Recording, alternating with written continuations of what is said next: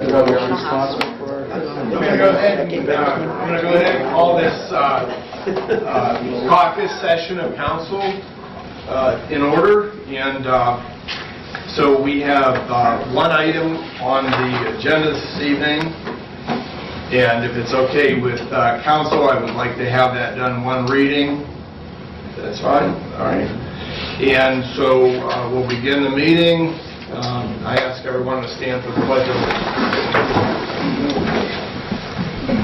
Pledge allegiance to the flag of the United States of America and to the republic for which it stands, one nation under God, indivisible, with liberty and justice for all. Patty, roll call. Mr. Buffett? Yes. Mr. Morvay? Yes. Mr. Neff? Here. Mrs. Oliver? Yes. Mr. Tisch? Here. Okay, the next item on our agenda is a presentation of an award. And Chief, are you going to? Yes. So I hand the floor over to you. Thank you.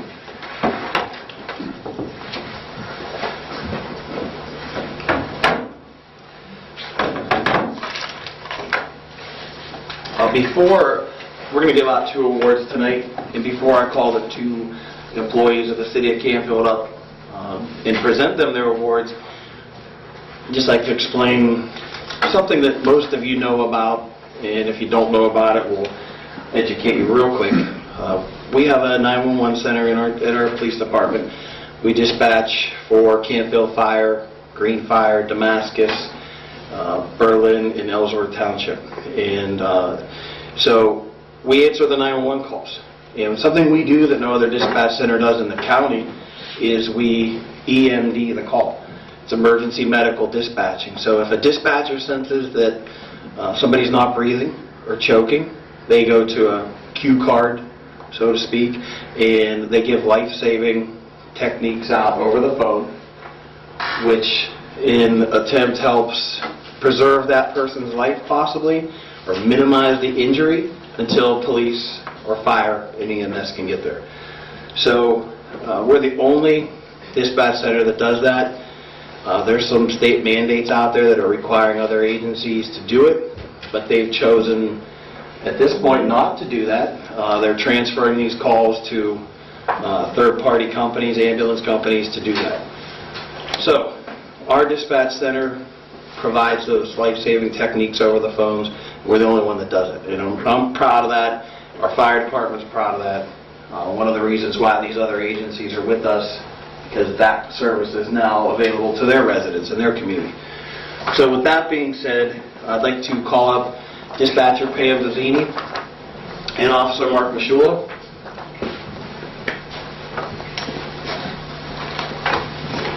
On January 11th of this year, stand here, face in front. Thank you. On January 11th this year, Dispatcher Zazzini was working and she received a 911 call, and Ms. Zazzini spoke with a woman named Lisa Senafani who reported that her husband John was experiencing chest pains. Dispatcher Zazzini immediately dispatched the Cardinal Joint Fire District in our police department. Officer Mishula was the first one on the scene, and well, prior to that, I got ahead of myself. Dispatcher Zazzini immediately started the EMD procedures. So she identified that there was chest pains. She went to the proper card, and she started giving life-saving techniques over the telephone to Ms. Senafani, whose husband was having chest pains. Once Officer Mishula arrived, within minutes, there was a very short amount of time between him arriving and the condition worsening. Officer Mishula determined that there was no pulse, there was no breathing, and he was unconscious. So Officer Mishula immediately began giving chest compressions. And soon thereafter, the Cardinal Joint Fire District arrived, and I believe Officer Mishula continued to give chest compressions. Now, I don't know if anybody's ever given chest compressions, but it's a workout. It takes a lot out of you to continue to do it. And I've had to do it in the past. We have Canfield Fire here right now. I'm sure they can attest to it. It's a workout. And all this is happening while Dispatcher Vizzini's on the phone. So the Cardinal Joint Fire District arrived on scene. Again, the male had no pulse. He was not breathing, and he was transported to the hospital. And prior to that, he was revived, correct? Yes. Okay. So the efforts of Dispatcher Vizzini, Officer Mashula, and the Cardinal Joint Fire District, they revived this he was in his mid-40s? Late 40s, early 50s? Late 40s, early 50s. All practicality, the male could have easily died. I mean, no pulse, no breathing. We're not the medical staff, but he could have easily been considered dead. So between Dispatcher Vizzini's efforts, Officer Mashula's efforts, and certainly the fire department's efforts, he was brought back to life. He's living right now. He's back to work. And with that being said, I would like to present the life-saving awards, which we don't issue out all the time. We categorize these as special, and for those who work hard and earn them and do their job. So with that being said, I'd like to present this to Dispatcher Vizzini. Congratulations. And Officer Mashula. And your pin. The Cardinal Joint Fire District, when did they recognize you? Maybe February, March? Somewhere earlier. So they've been recognized by the fire department. They're now being recognized by us. And their actions were great. You know, they did what they were supposed to do, what they're trained to do. And because of that, a man who's in the prime of his life is living. And so with that, I'd like to give them a round of applause.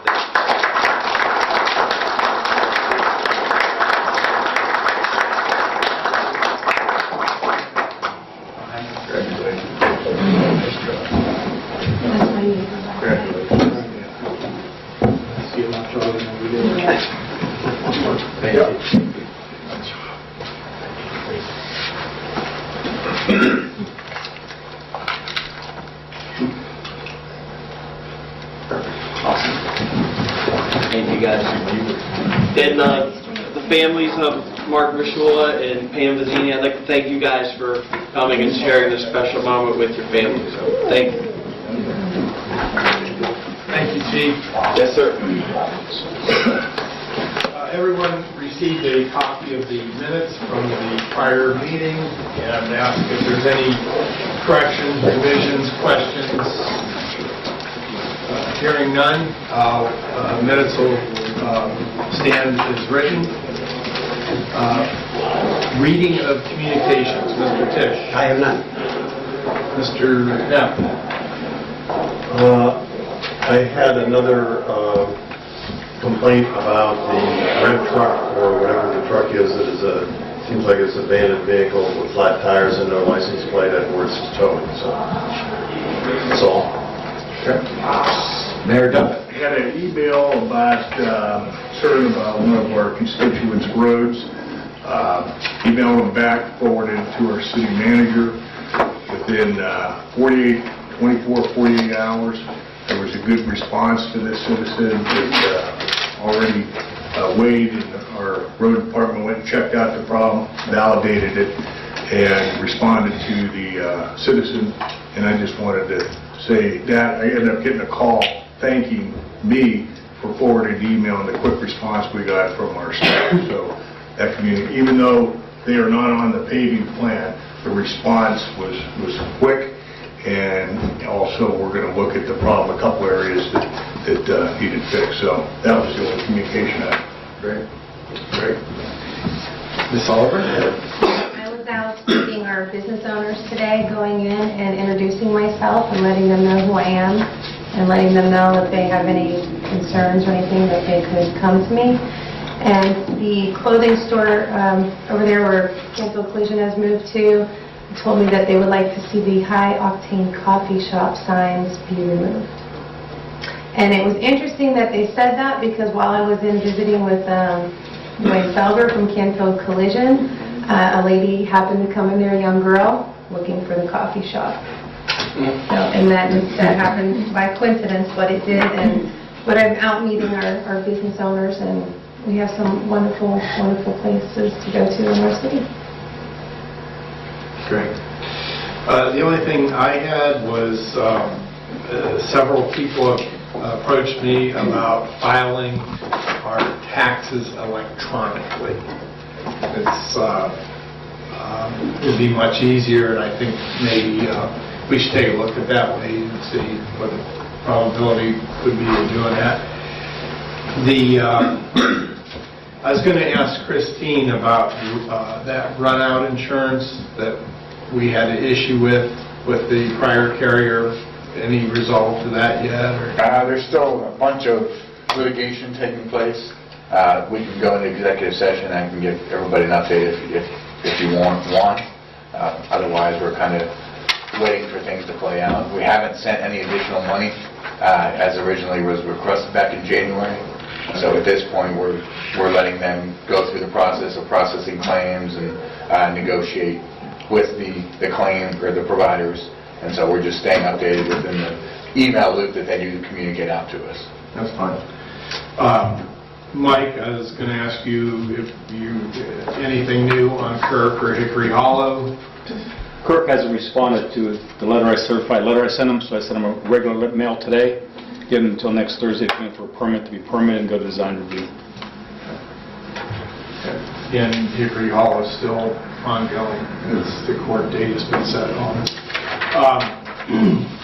Brush pickup, it's on the website, the different quadrants, and the week of April 29th, the northeast quadrant is quadrant 1, May 6th, southeast quadrant, that's 2, May 13th is the southwest quadrant, 3, and May 20th is the northwest quadrant, 4.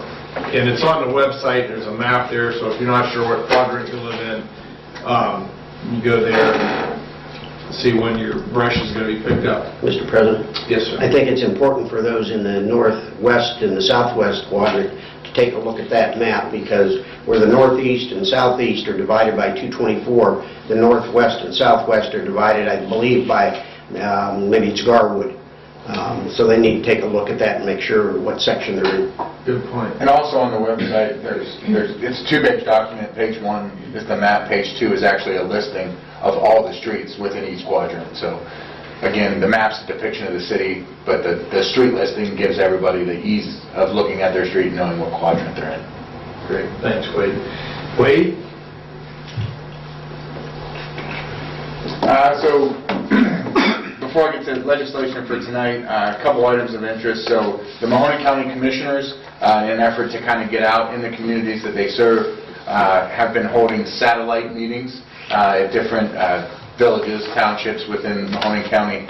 We have reached out to them, communicated the interest in doing so. So on May 2nd, prior to our regularly scheduled council meeting at 5:30, the Mahoning County Commissioners will hold their meeting here at the City Council chambers at 4:30 p.m.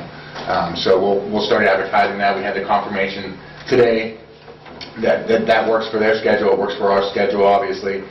So we'll kind of put that out in the community and communicate. But I just wanted to make everybody in the audience aware and council members aware that we'll have the Mahoning County Commissioner meeting here May 2nd at 4:30 p.m., immediately prior to our council meeting.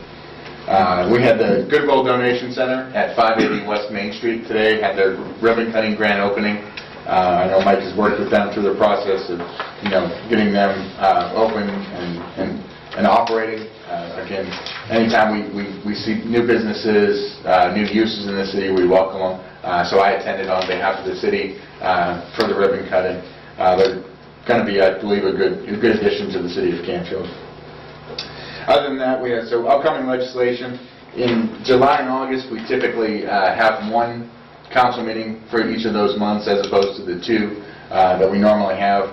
Just to make everybody aware, we'll probably need a motion next month or prior to those meetings, setting those dates.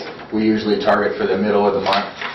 So if you have planned vacations, certain dates that you may be unavailable in July and August, just forward those to Patty so we can kind of pin down what date works best for those 2 months. On May 2nd's meeting, we will have a ordinance for surplusing some items. I know the police department is looking at surplusing some items.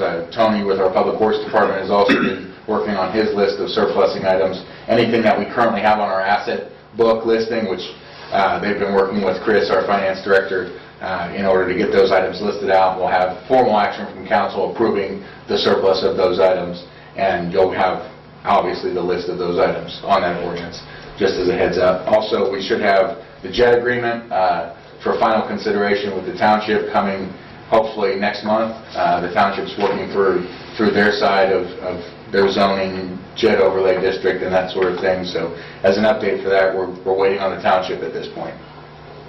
As far as tonight goes, we only have one item of legislation. It's an ordinance regulating mobile food trucks. When we get to that item, I can kind of talk more in detail about that as we typically do. As you notice, we're a little slim with staff tonight. Attorney Mark Fortunato actually had a water emergency at his home, so he was unable to attend tonight. And Christine, our finance director, is actually upstairs right now assisting our income tax administrator, Vicki Shook, in processing all the income tax returns we've received. As everybody should be well aware, tax day was yesterday, the deadline. IRS, I think, extended their deadline to midnight tonight because their website crashed. The city of Canfield did not extend any of our deadlines, so we got inundated with mail over the last couple of days, mostly today, because they had to be postmarked by yesterday. So they're up there sorting through probably at least 1.5 pounds, 2 pounds of envelopes of mail. So kind of excuse her from the meeting tonight. But other than that, since she's not here, I can go into the finance report if you'd like, or if you'd like to hear reports elsewhere, that's your decision. We can go into reports now, and Okay. I'll circle back around to you. How's that? Sounds good? Okay. This is reports of committees, board, city manager, finance director, chief of police, zoning inspector, and public works. So, Mr. Tisch. I think all members of council received the minutes of the Parks Board meeting, and that would be my report. Mr. Neff? We had a planning and zoning meeting last week. I'm not sure that has been distributed yet, the meetings to that. But good meeting. We talked about the Village Green. We have invited a gentleman to come in and talk about the Village Green as a potential development area. I had another call from someone in Canfield that would like us to look into an entertainment district, so that might be discussed further. We did talk about the Colonial Plaza and adjoining properties, and that's about it. I think we touched on the Red Gate, but since we're waiting for the township to make their decision on that. Okay, good. Mayor Duffett. No mayor's report tonight. Mrs. Oliver. On the design review committee, we only had one item on the agenda that we had passed. It was to put up a pavilion at a residence, and we are looking into putting together written information of how we want things to appear and look in our city, and how the structures will be built, and so that we have an actual precedent set for when people want to put up future buildings and things like that. Good. The fire district, a couple emails that I received. This was from Rob Tisch, and we had an ambulance licensing inspection for our 2 ambulances that we currently have. And they both passed, and it should be noted that the inspector commented on the fact that our ambulance are the cleanest, most well-organized units he inspects. I believe that to be a direct relation to how everyone cares and takes pride in our equipment. And that goes without saying. I'm on that board, and a very high level of pride with our firefighters. Ron Hinderlitter received an award from the American Legion Safety Force Award, and This was for an incident that happened about a year and a half ago, and it involved a special needs child, and things that Ron wasn't taught in EMT medic school. This was something that was ingrained in him, and something that he did with this special needs child that was worth giving an award for. So congratulations to Ron.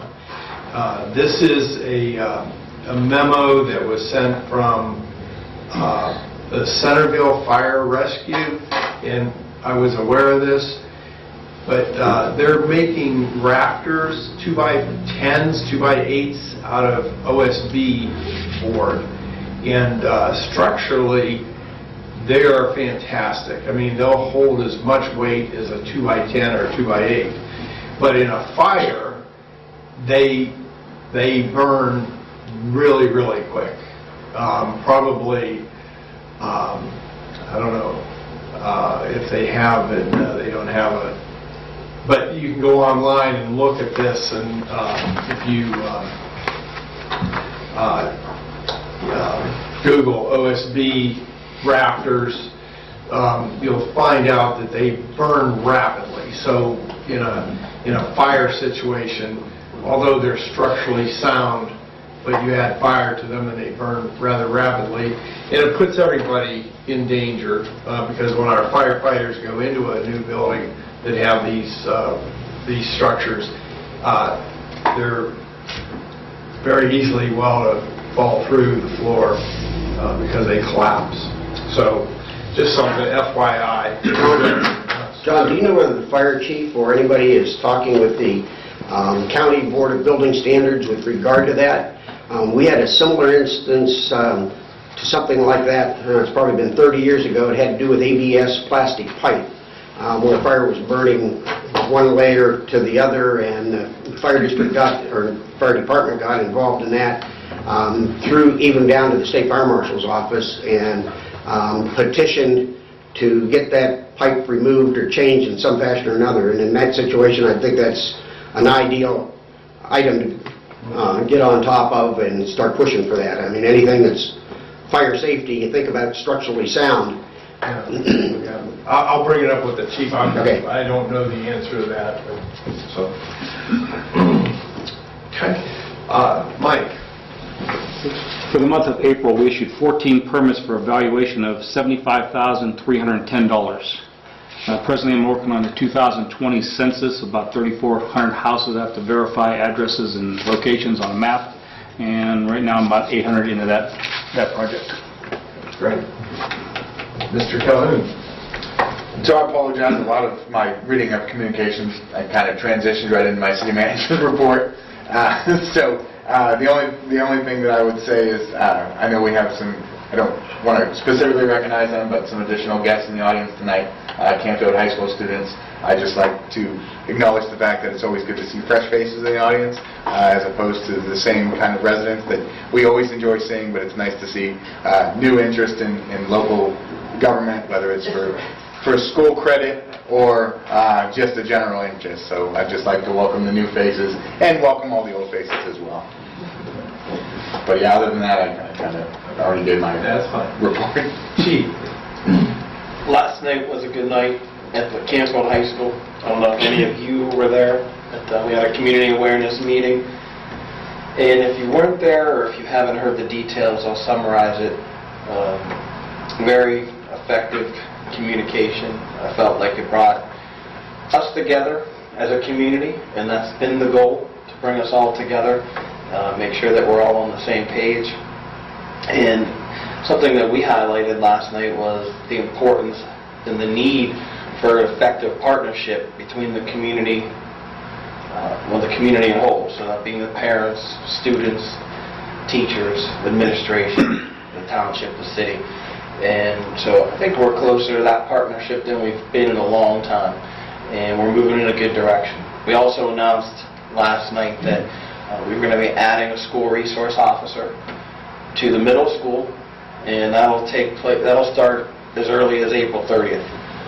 From my understanding, the board just needs to give the okay, and we'll have additional officer in the school beginning April 30th. One of the commitments that the police department has made is to add an extra day turn officer when we can, in which we will patrol parking lots. We're going to take care of the traffic control in the morning and allow the school resource officers to be in the buildings where they should be. So we also have a rotating schedule so that there's an officer at every school, both the elementaries, middle school, and high school. So with that being said, I think we've come a long way, and we're very content where we're at right now, but the job's not done. There's still work to be done. We're going to continue to evaluate the situation, and maybe someday there'll be police officers at all schools. We're going to continue to look for funding and do whatever it takes to make sure that we have a safe community and whole. And again, last night between the school, the city, township, and the parents, I think we all need to accept a certain level of accountability or responsibility to make it a safer community. So, that being said, move on. Chief, have we agreed upon a cost-sharing relationship for the additional officer? In principle, yes. Okay. So we've got the details to work out, the contract is being drawn up, but as far as we've been informed that it's pretty much a sealed deal, it just requires the vote. So that's another piece of legislation. Similar to what we are doing at the high school? Yes. Thank you. And I think we couldn't be more pleased with the arrangement that we have, so we're excited. Thank you. Just a general note, you said that, July, August, we were maybe going to have one meeting. And just to put everyone on alert, my grandchildren are coming July 4th and the end of August, so I may not be here. So. Just a I think it's going to take precedence. July 4th, that's pretty neat. Come over there. And what the chief said, I was at that meeting last night, and the general consensus afterwards, because I spoke and said that I would like to see a resource officer in all the schools, including the elementary schools. I felt that safety doesn't choose or discriminate based on age or what grade level you're in. And the parents afterwards, they were coming up and they were thanking me for saying that to them. And they asked me to please continue to push that issue and to stand behind that, because they also want to see an officer in all of our schools. And they were open to that, and they want that to happen. And even the one parent I found this interesting, their 5th grader this year, on the day where they had the walkout, the dad always drops his daughter off at school and said, oh, so-and-so's over there, was one of our fine officers. And she said she was so happy to see that officer there at the school because seeing him made her feel safe. So that tells me that our children find our police officers a welcome presence in the community, and they would welcome them to the schools. So thank you for that. Thank you. At this time, I will ask for public questions, comments about any of the reports that you've heard here this evening, and I would just ask that you keep it brief to 3 minutes. Let Nancy go ahead. Nancy, Ladies first. would you take the podium and state your name first? Address? I'm not going to take it. No, don't take it, but just Okay. stand there. Nancy Brundage, 64 Winona. Chief, was there any video or anything like that done at that meeting that could be posted for those of us who were unable to attend? Or a summary or something? The school facilitated the meeting. They also recorded it. Okay. At this stage of the game, I don't know if it's been posted or if it will be. I don't know what their intent is with the video, but it's there. I could certainly ask. Yeah, as soon as the video is available, we will put a link essentially to the Canfield School District's page with that video on our website, share it on Facebook. So yes, obviously for residents that couldn't be there could actually watch the entire meeting. Thank you. Frank?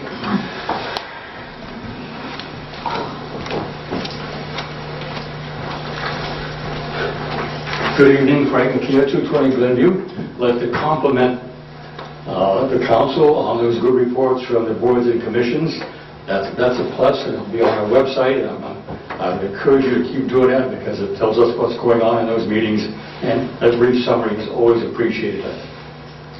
Number two, in regard to the officer in all the schools, as Christine mentioned, I strongly favor that. The chief mentioned funding. In my opinion, the funding ought to come from the schools. They're the ones responsible for safety, and they should fund those officers. There should be one in every school. And I would hope we can push that. I will do my best to do that. I addressed the school board 2 nights ago, and I made my opinions pretty clear to them. I don't know if it did any good or not. I'm happy to see the students here, and I would encourage you to keep coming. It's nice to have you here. I have a test for you, however. I'm going to give you some numbers. 1, 3, 5, 7, 11. What's the next number? 12. No. Number's 12 after 11. What are those numbers I just gave you? Prime. Prime numbers. What comes after 11? 13. 13. One last question, if I may. Do you live in a democracy?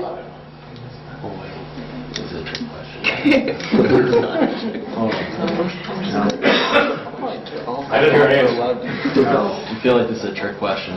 No, great question. You live in a democracy? Yeah, I'd like to say yes. No, No, you don't. You live in a republic. Yes. Representative Republic. What did you say in the place? You said republic. You're a smart bunch, so keep coming. Frank, a comment, and correct me if I'm wrong. Right now, our cost-sharing arrangement with Canfield High School for the cost of an officer is they pay 100% of the cost of the officer for 9 months of the year, which is the time that school is in. And it sounds like that's the same agreement we would have with the second officer, is that correct? The second officer is being paid by the school, correct? Yes, I'm sorry. Did I say the city was paying for that? The school is paying for the 9 or the 6 months, 7 months when school's in session. The city then picks up the cost the rest of the time because they're available to us on the road. And that's for the high school? That's for the high school, and I understand that's the same agreement we would have for the second officer, is that correct? Yes. So the current arrangement for the current school resource officer is the township shares the city in the cost of 50%, half of the 9-month salary. The proposal for the new SRO in the schools is for the school district to pay 100% of that cost, which is the 9-month salary. That's correct. Right. I was mistaken. And I think they should do it. That's their responsibility, and that should be, they should be the ones paid. All right, thank you. Thanks, Frank. Do I have anybody else who would like to question or comment on the reports? Okay, hearing none. I don't have any old business tonight, so we'll go to new business. We have one item, an ordinance. And so with that, as for the provisions of section 4.05 of the Charter of the City of Canfield, I move that council dispense with the requirement of 2 readings of the proposed ordinance and authorize adoption of the same upon its first reading. Do I have a second? Second. Mr. Tisch. Mr. Duffett? Yes. Mr. Morvay? Yes. Mr. Neff? Yes. Mrs. Oliver? Yes. And Mr. Tisch? Yes. As per the provisions of section 4.05 of the Charter of the City of Canfield, I move that council dispense with the requirement of a full reading of the proposed ordinance and authorize reading by title only. Do I have a second? Second. Mr. Duffy.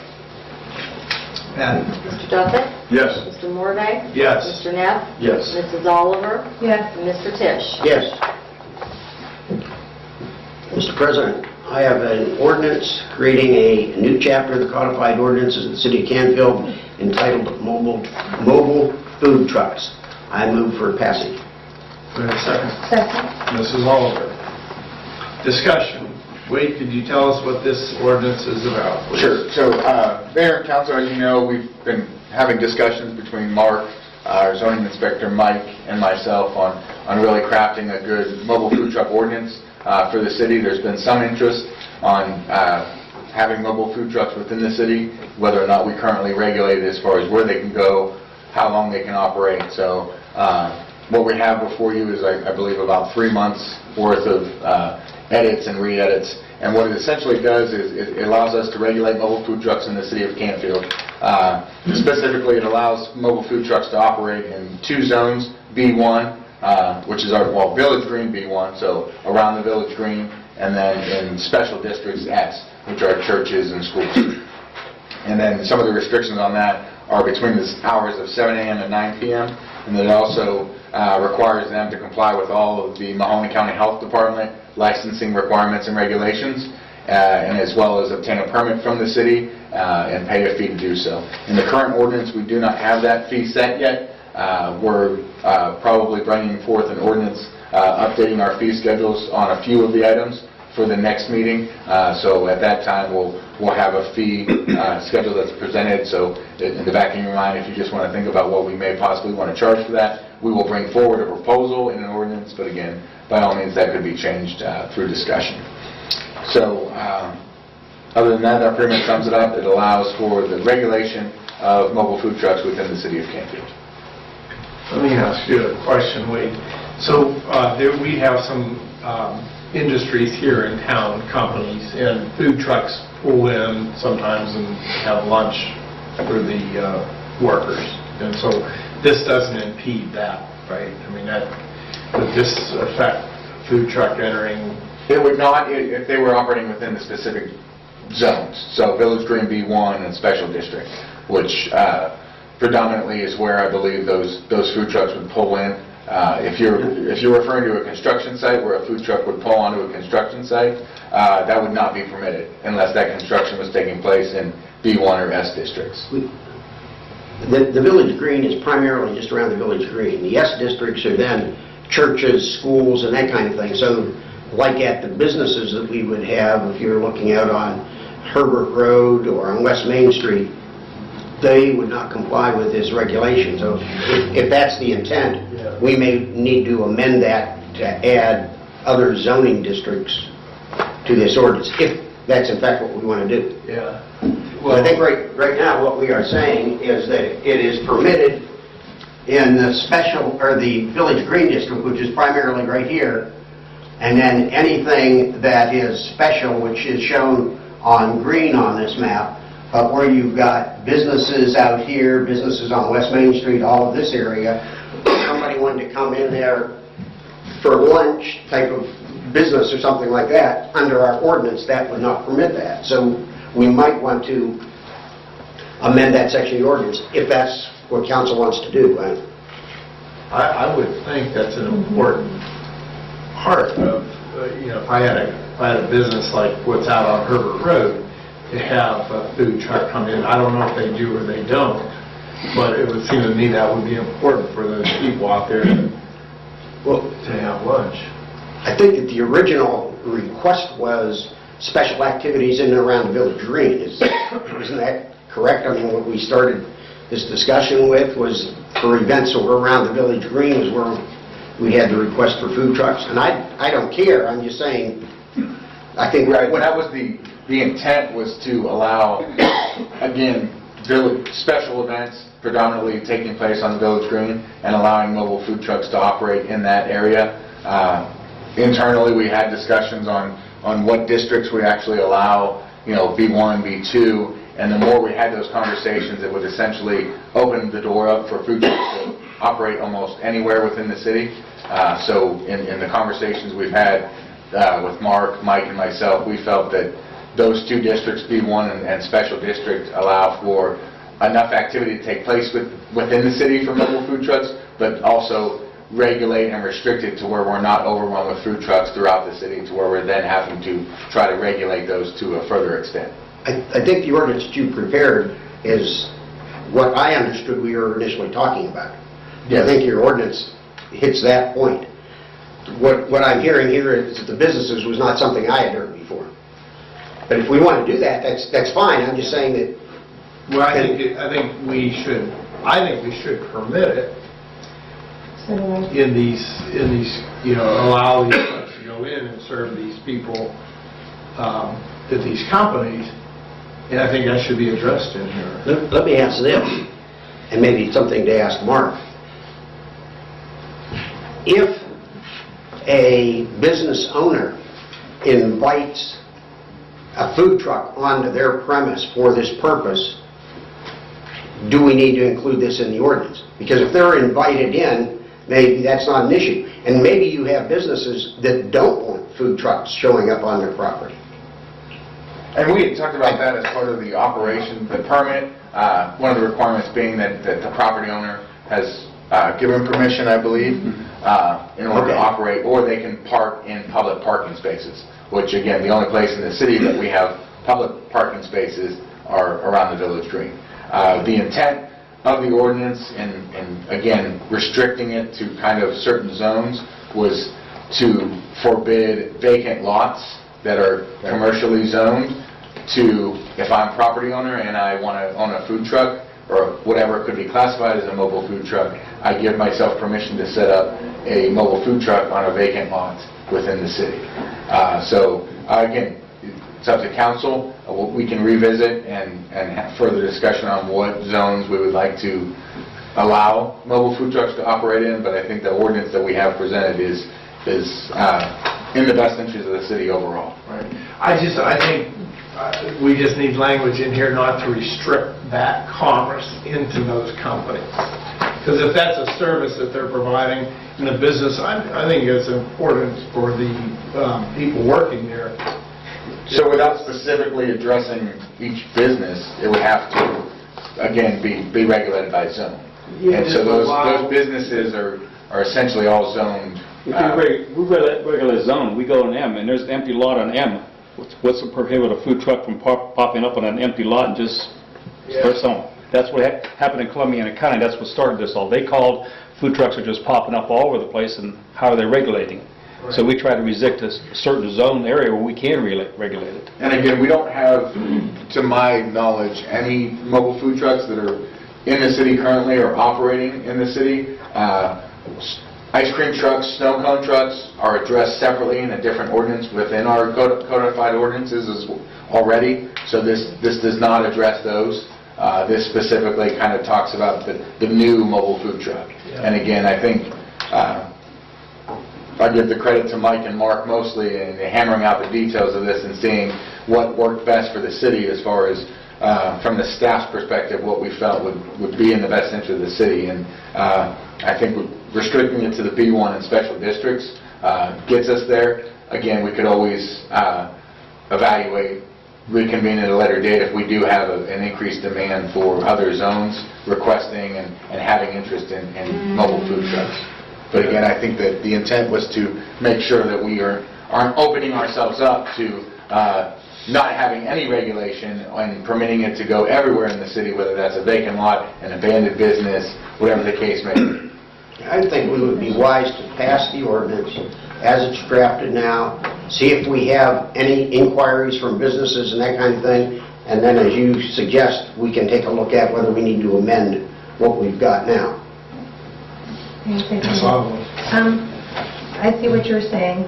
I think that we shouldn't allow people to just go wherever they want, but I agree that if a business would like to have that, like say they have an event, like there's times when I've been to Giant Eagle and there's people out there cooking ribs, things like that. I've seen that at Giant Eagle. If a business has something going on, a big sale, and they want to have, like you see the DeRusso sausage confession person over at Lowe's or whatever, if they want someone like that and they want them to come there, they should be allowed to do that to help our business owners. But I don't think that someone should be able to just go park somewhere in a parking lot or something. So I agree that we should allow it around the green, but I also think that our business owners should be able to have somebody come in for a special event that they're having at their business.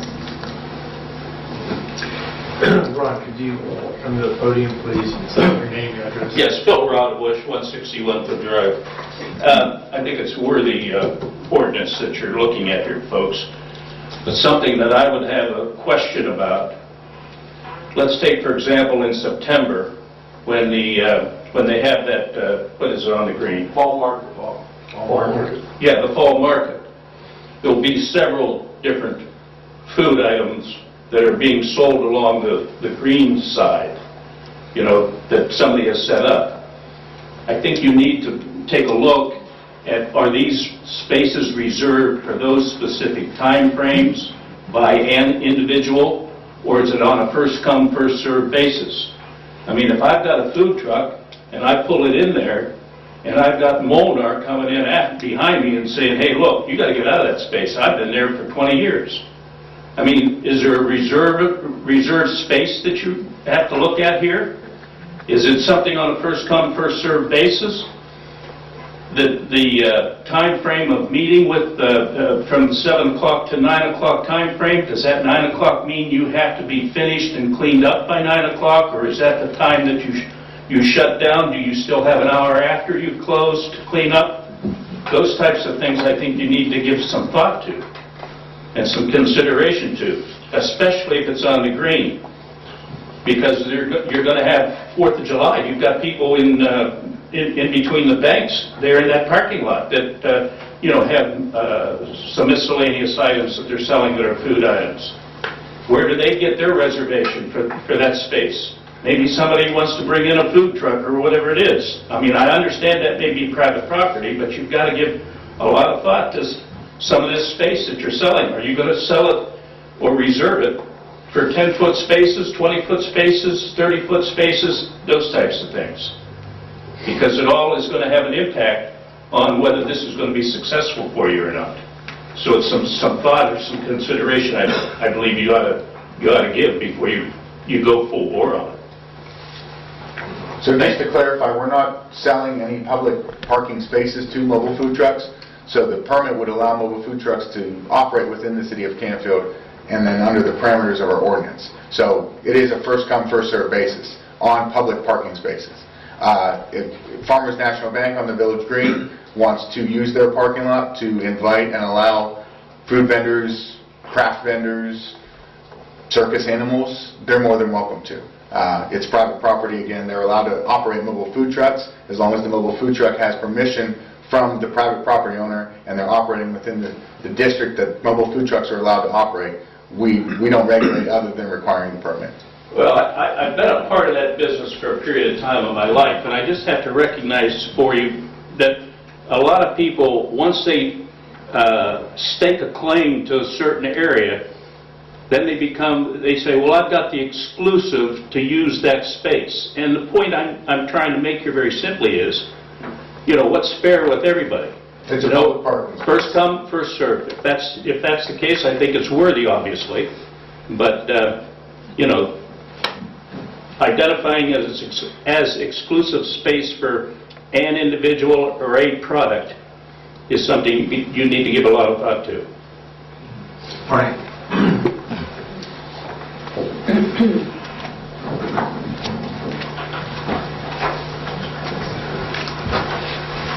Good evening, Frank McKeon, 220 Glenview. Now, this gentleman was talking about, I think, is the JWL market on the green, and yes, there are all kind of food service vehicles and trucks lined up right along the sidewalk on the west side of the green right by the bank there.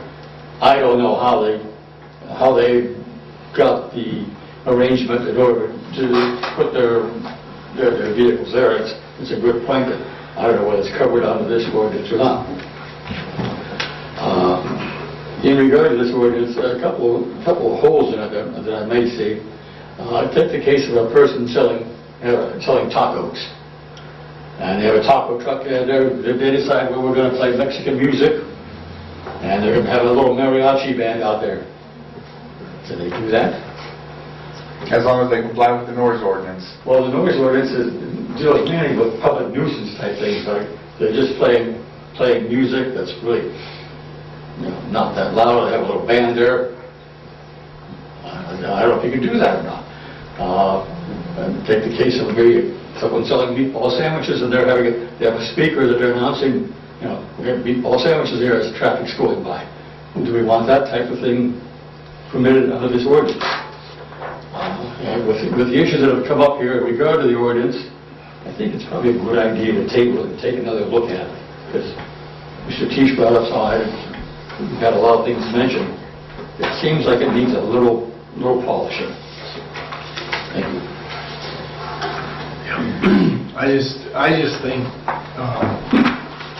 I don't want to restrict these food trucks being able to go in and service clients and businesses.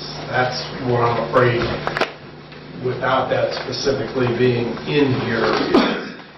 In other words, if I had a food truck, every time I wanted to go in and start a supply, I'd have to get a permit. Well, once we issue the permit, it would be allowed, an annual permit, I believe.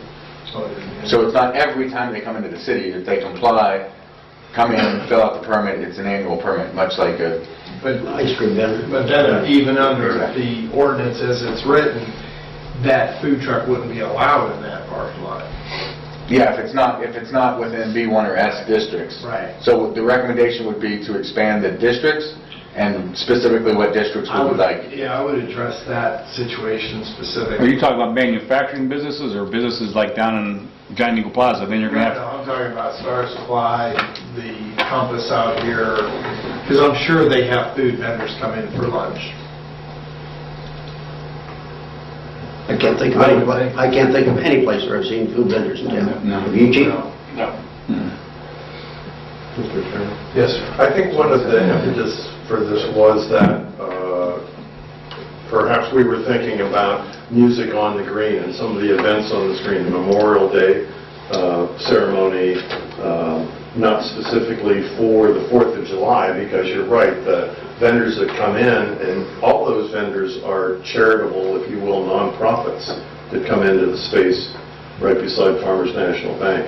But I think one of the things was for the music on the green that they thought that it would be good to have food available and somebody. Now there are businesses in Canfield that serve,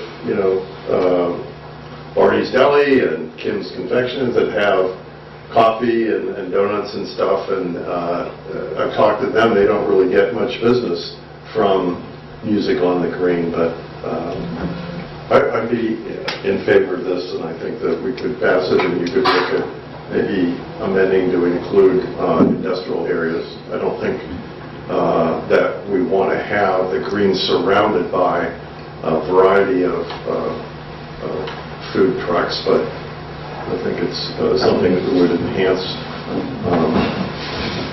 I could do one of two things. I could recommend that we table this until next meeting, or I can call for the vote, and I would probably vote no at this point until we had this right. So that's just my... Why don't we just remove it from the agenda rather than tabling? That way it doesn't have to automatically come back at next meeting. If we want to talk about it some more, give Mark and Wade some direction on where you want to go, and then reintroduce it. Because if there's another issue in here, as we started talking about the Village Green, we have a section in here that says you can't have a food truck on within 175 feet from a restaurant. Is Dairy Queen considered a restaurant? Is Barney's Deli considered a restaurant? So you've got a couple of those on the south end of the green that would preclude you from having a food truck in the south end of the green. Right, and the intent was obviously to not cannibalize business from our current business occupants, and restricting food trucks from parking right outside of a current business and taking clientele away from those food establishments. I'm going to make a motion that we just remove this item from our agenda for this evening and to be reconsidered at a time in the future. So what would be the recommendations as far as expanding? Specifically, you want to include the M manufacturing zoning?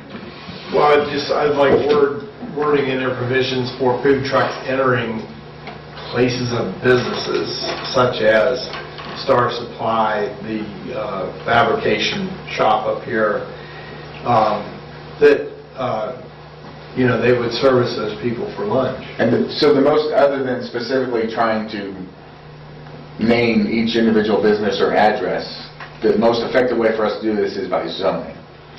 Well, districts. Disagree. The 580 West Main has an empty lot out there. Now, we park a food truck out there. I'd rather they came in, businesses, and requested that, then we could specifically say, okay, you requested this, you get your license, you're permitted to go Have there. language for Right, because you've got a lot of empty lots. Have we had requests by food truck vendors to come? Not the vendors. I've had a church come in and ask if they could have them come in for a special event they're having. They would like them to come in on their property, But that's the only request I've had. And as far as Village Green go, we've restricted there for like 4th of July or special doings that the city would have that we want, or the fair in the fall that they have for the Women's Club, so they'd be restricted from not coming to those events. Yeah, one of the things that we talked about operationally was through the permit process, there's certain days that we will not allow food trucks to operate. Thank you, Mike. And that would be especially the July 4th, the craft fair, where there's already substantial activity that takes place. Could we have language where we do not allow it on vacant properties in there as well, so that would eliminate that problem? If there is, like you said, that address where you cannot have it on vacant lots. Right, we wouldn't know that till they set up shop and started that right off the bat. Okay. Ian, could you come to the podium, please? State your name and address.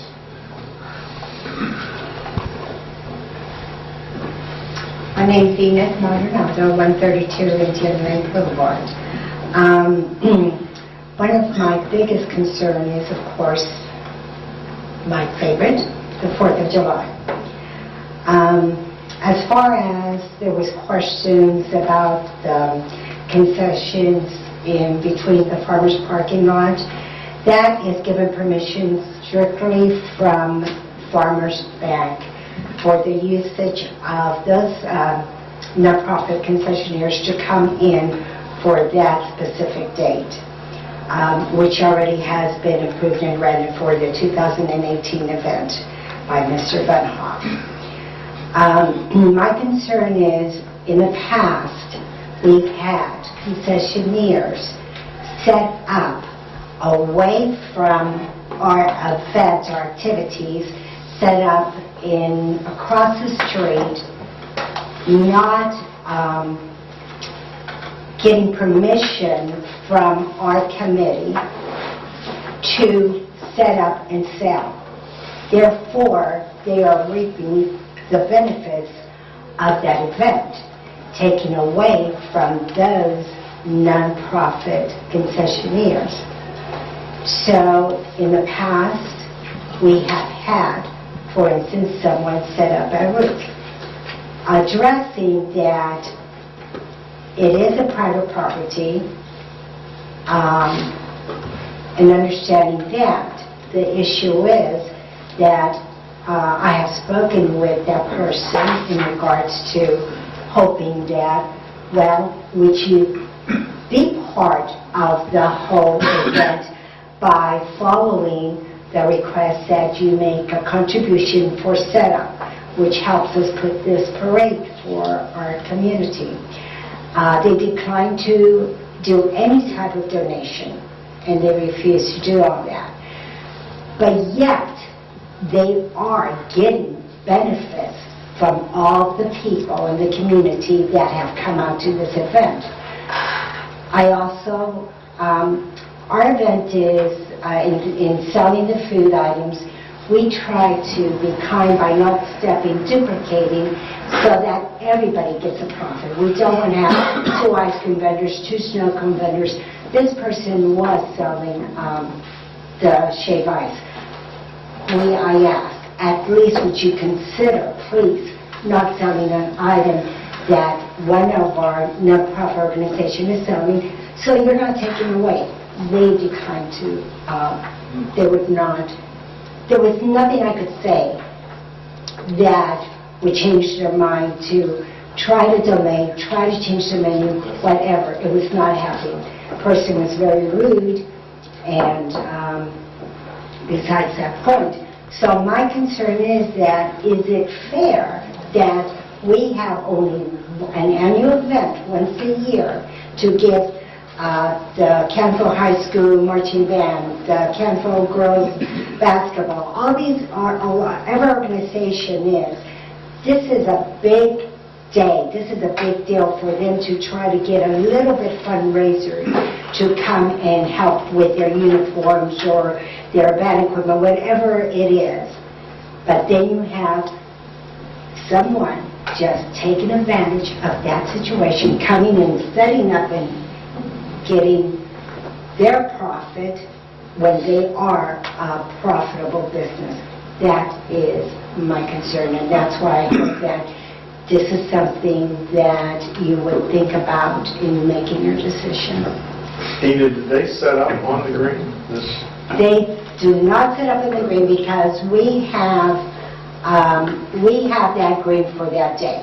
And everybody that sets up has to pay up a setup fee. This is what helps put this parade, what everybody's used to. They go across and set up away from the green. Get worth towing. At Woods Towing. And I've addressed it, and I've tried to see if we could compromise, even by, don't do the setup to a fee, just do a donation. Please don't sell that same item, Don't take away from, from the kids, from the organizations that are trying to do a fundraiser. They're not going to make $1 million on that day, but every penny does count. So if somebody's selling snow cones and somebody's selling shaved ice, I guarantee you they're going to go for that shaved ice before that snow cone. So you're taking the, buck away from here and taking it over there. They are profit, they are non-profit. So you got to weigh, Thank the you whole for your thing. comments. And this ordinance would address that in the matter that they would have to come to the city to get a permit before they could operate. And again, as we talked internally, on the permitting process side, the requirements in the permit restrict certain days that no mobile food truck will be allowed to operate. The reason we didn't write that into the ordinance is because as we expand events, have more things happening, hopefully, around the city and on the green, we didn't want to have to come back and add a date every time we added an event. So as part of the internal permitting process, those will be requirements within the permit. The ordinance allows us the power to regulate mobile food trucks. So that vendor that she's talking about, that would be illegal then, right? He would be in violation of the ordinance if he didn't get a permit. If he was issued a permit to operate in the city and he operated it on one of the days that he's not permitted, there would be a penalty, which I believe is $50, and we would probably revoke his mobile food truck permit for violating the ordinance. In that case. Yeah. Wait, I'm going to ask you for your expertise here, because I didn't bring my Thank you for your time. my cheat book on Robert's Rules of Order, but so how do can we walk away from this and take it off the agenda even though we've had a motion and a second? Not a second. We did not. I thought we had a second. Well, wait, I take that back. Yeah, we Yet, did have a second. I made a motion to remove it from the agenda. We did not have a second to that. Okay, yeah, so we have a motion. I was going to say I would defer to Chuck in removing the item from the agenda as opposed to tabling it. Tabling it, we immediately must bring it back off the table at the next meeting. So by removing it from the agenda to revise, given the certain parameters or restrictions that we want to add, we can then bring the mobile food truck ordinance back at a later date. And I said second to that. Okay, so the motion is to remove it from the agenda. Mr. Tisch has made that motion, and Mrs. Oliver has seconded that. Mr. Duffett? Yes. Mr. Morvay? Yes. Mr. Neff? Yes. Mrs. Oliver? Yes. Mr. Tisch? Yes. Thank you.